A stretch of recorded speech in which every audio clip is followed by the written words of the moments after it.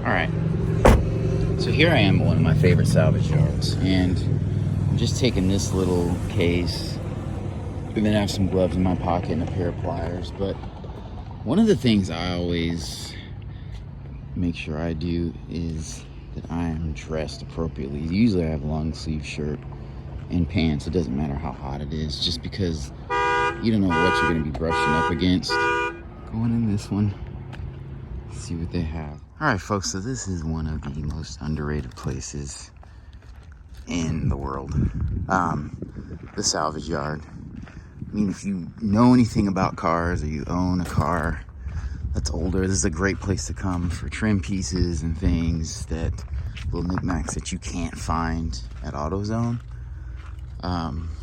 There are like 3 or 4 really good ones in the town that I'm at. You want to make sure you wear old clothes. I always wear a long sleeve shirt. Even if it's super hot outside, just bring some water and pants, because a lot of these cars are banged up. So you can cut yourself on things. I've done that even through my clothes. And also keep in mind, be realistic. If you have a car that's like 3 years old, probably not going to find stuff in here unless it's like super totaled from like a front end collision or just rollover or fire. So keep that in mind. Another thing to keep in mind is a lot of cars have front end damage. So headlights, radiators, you know, things that are like in the immediate front part of a car are gonna be hard to find a lot of times.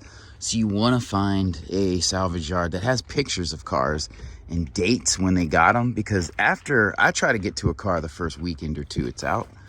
Like after a month, it gets kind of sketchy, and then after 2 months, I don't even check it. But I always try to look at the pictures if they have them, because if the car rolled, there's no point. Like I went to one that didn't have pictures. It's a salvage yard probably about 40 minutes away from where I live. I got there and it was a Jetta and it was rolled.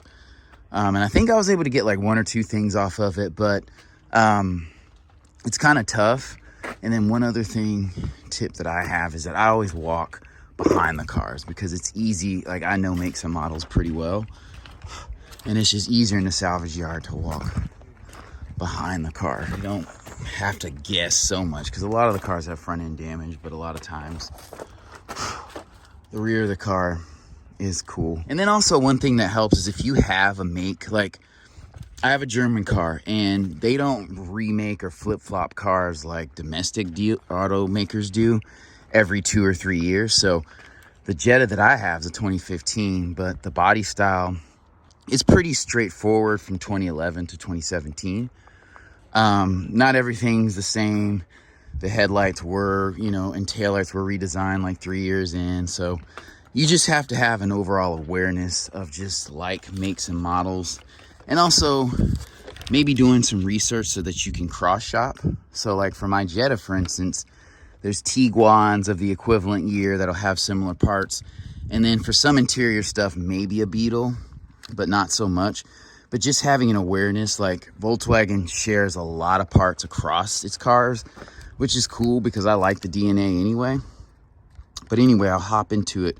I'm going to row 18 and going to look for a 2011 Jetta, and I'm just getting some basic pieces that I've broken on my car, just like vacuuming it out.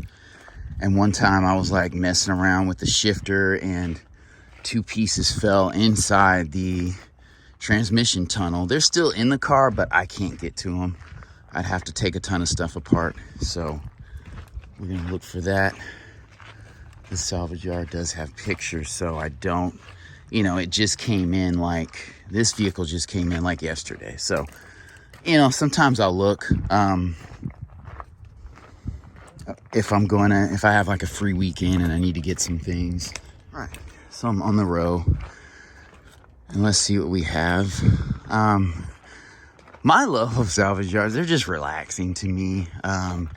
It's like a very masculine thing to do. I feel very capable. Like I'm the oldest, so my dad bought a lemon one time, and I was a flashlight holder, so I learned a lot about cars, and so I feel accomplished when I can work on them and fix them. Today's cars, not so much, but still, little things. All right, folks, so here we are.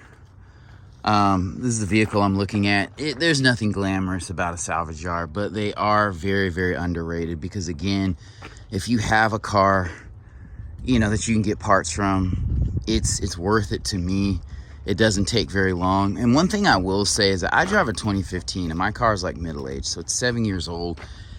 I mean, I never ever see, you know, 2015 Jettas in here. There's a lot of 12s and 11s, and a lot of times it's more advantageous if you have a vehicle that's a bit older.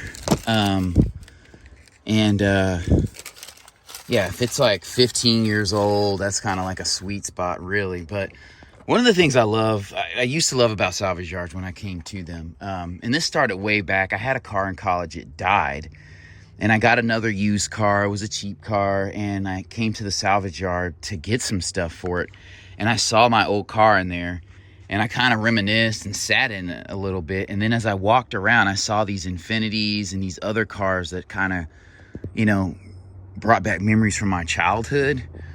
And it's so cool. Like, I had a guy in college, he had a car like that. And so, I don't know, it's just a weird thing for me. And I also like seeing cars and how they're holding up. Like these Jetta interiors, especially with this leatherette. I mean, this is a 2011 and it's been beat. It's in the sun. It's been exposed to the elements. And this is holding up very, very well. If this were actual leather, it'd be cracked and messed up. And so I really like seeing that. It brings me confidence. Fun fact, they stopped putting those in the Jetta in 2015. They kind of cheaped out with that. But yeah, it's just there are a couple things that I need to get.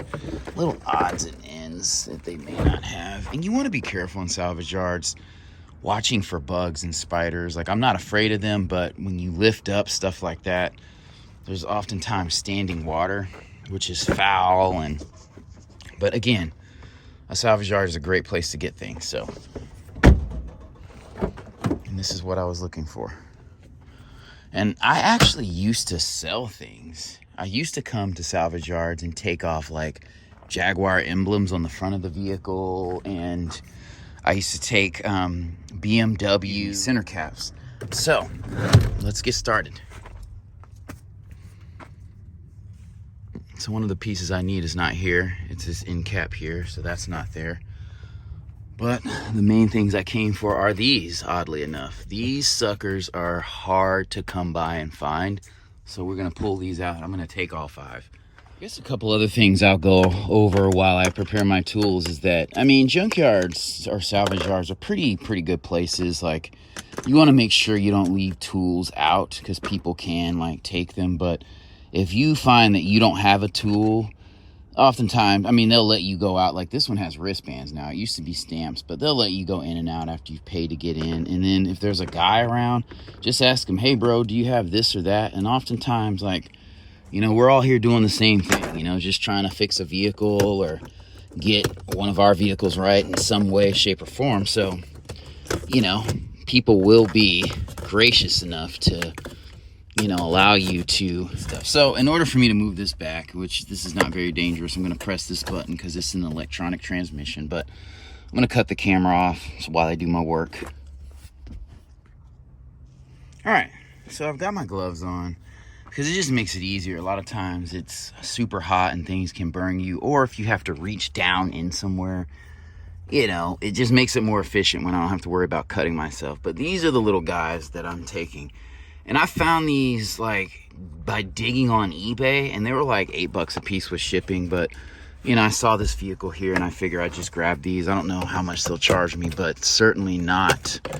They're not going to charge me $7 a piece for these. So it's just crazy with trim pieces. Like, I took this thing out.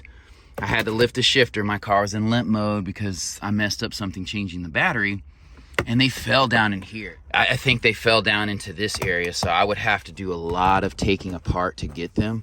So this is a little bit easier. I'll just get these and soak them in some alcohol and be off, you know, be on with my day.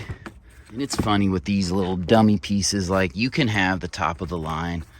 I've hopped in Audis and they still have dummy, you know, dummy clips. So it's really interesting. How many did I grab? 1, 2, 3, 4, 5. I definitely have 4. 5. Okay, so that's all I need. So then one other thing I'm going to do is kind of like walk around the car and think and see if I see anything that I've damaged in my trim, and maybe replace it. Like, I could get this inlay. I don't think this will look as good as in my car, but these are really good things to get off Jettas. And then one other thing I'll say too is if you have a friend, like I have a friend and she has front end damage on an Altima, while I'm out here, I'm gonna check for her friend. Like I have a buddy, he's missing a door handle on his car, and I should probably look for